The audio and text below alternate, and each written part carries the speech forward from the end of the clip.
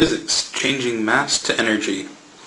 So for this example, we're going to be talking about the changing of mass to energy for the Sun.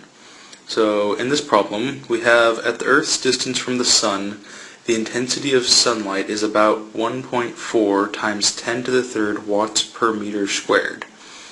Knowing the radius of the Earth's orbit is 1.5 times 10 to the 11th meters, determine the approximate amount of mass lost as the energy is being converted from mass. Give the amount in kilograms per second. So for this problem, we're going to start by drawing a picture, and we have the Sun in the center of the solar system, and then we have the Earth. And those are 1.5 times 10 to the 11th meters apart. And we also know the intensity of the sunlight at the Earth, which is watts per meter squared. Watts is basically power, and meter squared is just area, so it's power on a certain area. That is what intensity is. And then our unknown is the m dot, which is basically kilograms per second. For those that are dealing with the m's that have dots on them, it just means per second. So, for this problem, what we're going to do is we're going to we're basically going to make a big bubble around the Sun. And this bubble is going to be basically have the radius of the Earth's orbit. And with this bubble, we'll basically be able to see about how much energy the Sun is putting out, all total. So the total power being transferred. So the way we're going to go ahead and do this is we're going to first start by finding the surface area of this gigantic shell. We do that with our area formula. So area of a sphere is equal to 4 pi r squared. So we can go ahead and plug in numbers, and we end up with 4 times pi times 1.5 times 10 to the 11th. Put that in parentheses. And then when you multiply this out, you should get a fairly large number, which is to be expected, so which is 2.827 times 10 to the 23rd meters squared. So a lot of surface area here. And to do this, basically we're going to take this measure of area, and we are going to multiply it times the intensity. Remember that, so total power is going to be equal to area times intensity. So noting that the intensity is in watts per meter squared, and our area is in meters squared, when we multiply those, the meter squareds will cancel and we'll just be left with the total power. And so when we do that, we get 2.827 times 10 to the 23rd meters squared times 1.4 times 10 to the 11th, 1.4 times 10 to the third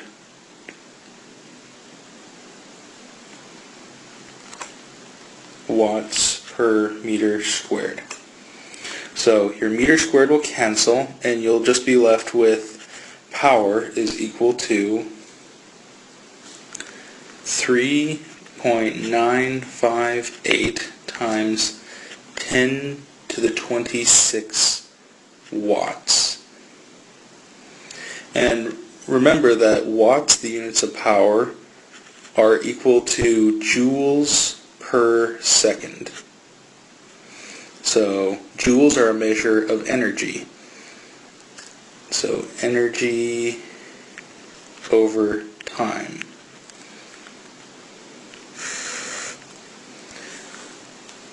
So basically what we're going to do is we're going to find, we already have the per unit time there for the units of watts. Basically, we're going to take the thing that's in the numerator, this energy, and we're going to convert that energy into mass.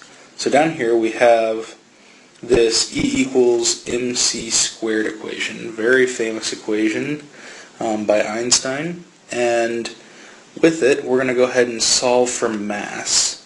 And so in it we solve for mass.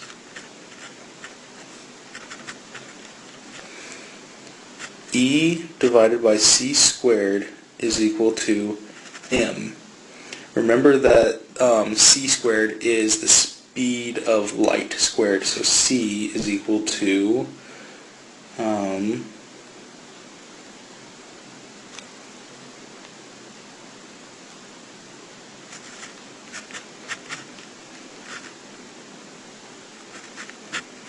3 times 10 to the 8th meters per second, approximately. So, with this, we can find out that we have our E from the part above is equal to 3.958 times 10 to the 26. We're just going to say joules, and we're going to assume that we're trying to find the amount of energy or amount of mass being converted to energy in just the 1 second.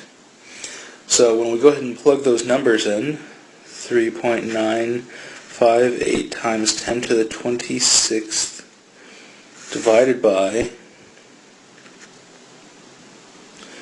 3 times 10 to the 8th meters per second, that whole thing squared, you come out with approximately 4.398 times 10 to the 9th kilograms every second. So all total, you can feed this mass back into your equation and just say your amount of mass being converted is equal to 4.398 times 10 to the 9th kilograms per second.